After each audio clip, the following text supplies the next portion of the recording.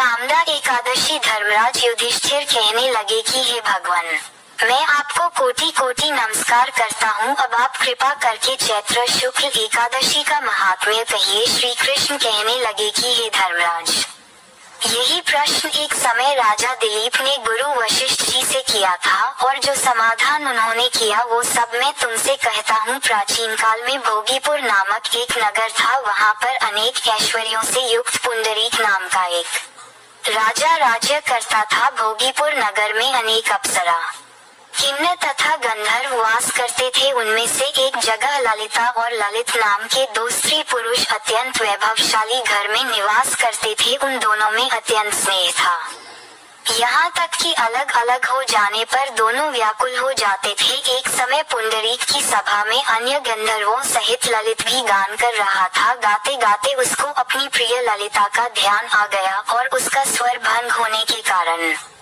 गाने का स्वरूप बिगड़ गया। ललित के मन के भाव जानकर कारकोट नामक नाग ने पद भंग होने का कारण राजा से कह दिया। तब पुंडरीक ने क्रोधपूर्वक कहा कि तू मेरे सामने गाता हुआ अपनी स्त्री का स्मरण कर रहा है, अतः तू कच्चा मांस और मनुष्यों को खाने वाला राक्षस बनकर अपने किए कर्म का फल भोग। पुंडरीक के श्राप से ललित उसी क्षण महाकाय विशाल राक्षस हो गया। उसका मुख अत्यंत भयंकर, नेत्र सूर्य चंद्रमा की तरह प्रदीप्त तथा मुख से अग्नि निकलने लगी। उसकी नाक पर्वत की कंदरा के समान विशाल हो गई और गर्दन पर्वत के समान लगने लगी। सिर के बाल पर्वतों पर खड़े वृक्षों के समान लगने लगे तथा भुजाएं अत्यंत लंबी हो गई। कुल मिलाकर उसका शरीर 8 योजन के विस्तार में हो गया। इस प्रकार राक्षस होकर वह अनेक प्रकार के दुख भोगने लगा। जब उसकी प्रियतमा ललिता को यह वृतांत मालूम हुआ तो उसे अत्यंत खेद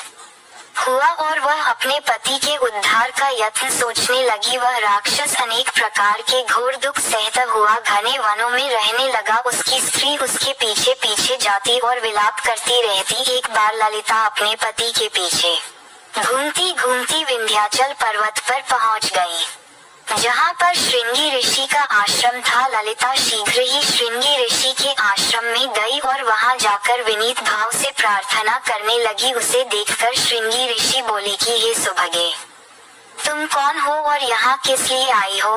ललिता बोली कि हे मुने, मेरा नाम ललिता है। मेरा पति राजा पुंडरीक के श्राप से विशालकाय है। मुने, मेरा नाम ललिता है, इसका मुझको महान दुख है। उसके उद्धार का कोई उपाय बतलाइए। श्रृंगी ऋषि बोले, हे गंधर्व कन्या, अब चैत्र शुक्ल एकादशी आने वाली है, जिसका नाम कामदा एकादशी है। इसका व्रत करने से मनुष्य के सब कार्य सिद्ध होते हैं। यदि तू कामदा एकादशी का व्रत कर उसके पुण्य का फल अपने पति को दे तो वह शीघ्र ही राक्षस योनि से मुक्त हो जाएगा और राजा का श्राप भी अवश्यमेव शांत हो जाएगा। मुनि के ऐसे वचन सुनकर ललिता ने चैत्र शुक्ल एकादशी आने पर उसका व्रत किया और द्वादशी को ब्राह्मणों के सामने अपने व्रत का फल अपने पति को देती हुई भगवान से इस प्रकार प्रार्थना करने लगी, हे प्रभु, मैंने जो यह व्रत किया है इसका फल मेरे पतिदेव को प्राप्त हो जाए, जिससे वह राक्षस योनि से मुक्त हो जाए। एकादशी का फल देते ही उसका पति राक्षस योनि से मुक्त होकर अपने पुराने स्वरूप को प्राप्त हुआ। फिर अनेक सुंदर वस्त्राभूषणों से युक्त होकर ललिता के साथ विहार करने लगा। उसके पश्चात वे दोनों विमान में बैठकर स्वर्गलोक को चले गए। वशिष्ठ मुनि कहने लगे कि हे राजन,